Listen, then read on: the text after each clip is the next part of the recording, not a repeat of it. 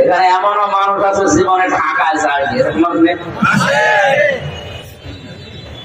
আর আমরা আমাদের চলাফেরাই তো রাতে। রাতের বেলা যারা চলাফেরা করি আমরা দেখি রাস্তায় তিনটা জিনিস পাওয়া যায়, একটা হচ্ছে কোস্তান, একটা বক্তা, আর একটা পুলিশ।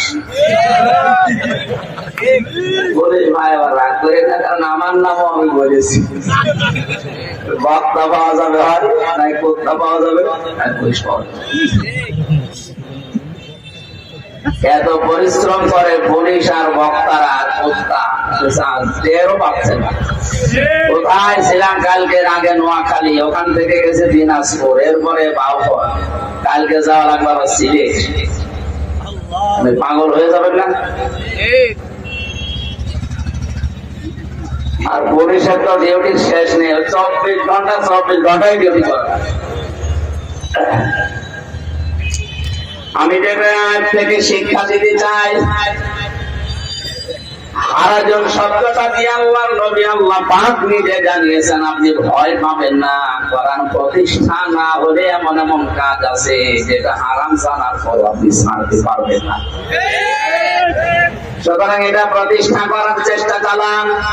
কান খাড়া করে শোনেন পটুয়াখালীবাসী, কোরআন কিন্তু আমাদের না, কোরআন কার? এই জমিন কার?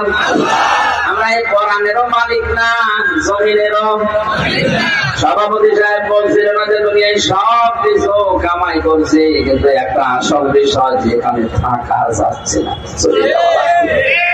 এটা খুব মারাত্মক কথা। আসলে তো বিষয়টা এইটাই, এত কিছু করছে দুনিয়ায়। আপনি 41 সাল না 71 সাল পর্যন্ত মনে করেন বেঁচে আছেন, আর 71 সাল পর্যন্ত ক্ষমতায় আছেন চেয়ারে বসে।